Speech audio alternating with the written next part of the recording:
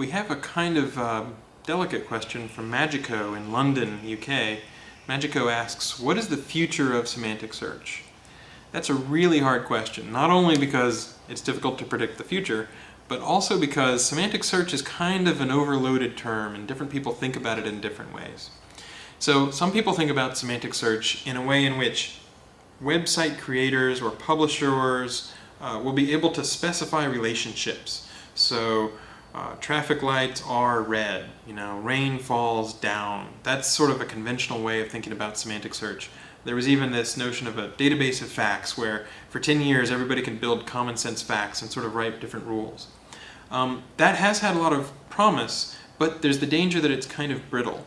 And so you'll sometimes see Peter Norvig has done a very good job where he's talked about semantic search in terms of statistical data. So rather than writing a dictionary where you say, here are all the different ways you could translate the word set, which has a lot of different definitions.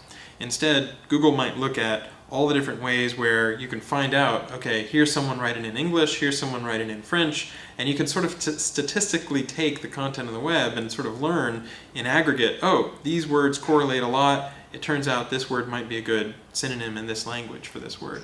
So there's been this long-running discussion about whether semantic search will be people specifying almost like meta tags, like the actual data, or whether the machines will learn it probabilistically or statistically.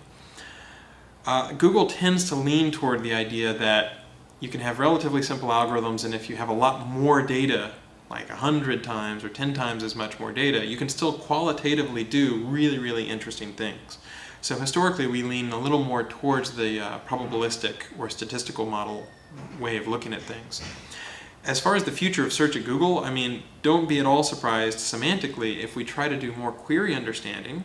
So if you type in, car battery died, and we might rewrite that query a little bit and say automobile battery died. And then also document understanding. So you can have the same sort of words used in a document, and we can say, oh, it's okay if we can match automobile and car, or maybe a specific model of car. And so we'll keep working on trying to figure out user intent, what users are asking, not just their keywords that they're using, and also document understanding. So if a document happens to be talking about 24-inch dishwashers and doesn't specify that it's 24 inches, maybe we can infer that some way, or maybe we can find out inch and the little quotation marks are the same. So we'll keep working on all those sort of things. If you are, as a webmaster, are trying to make it more likely for your document to show up, try not to make the search engines do a ton of extra work.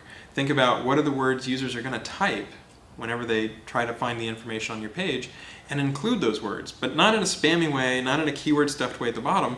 Just think about some of the ways that people will ask and just fit those into the copy of your website in a natural way, where you're not stuffing and you're not trying to squunch a whole bunch of different stuff in there, just like the different ways that people could talk about it. If you read it out loud and it sounds pretty natural and it sounds conversational, but you still found a way to get 3 or 4 synonyms in, or different ways that somebody could do that query, that's probably going to be a pretty good page as far as all the different ways that users will ask that question.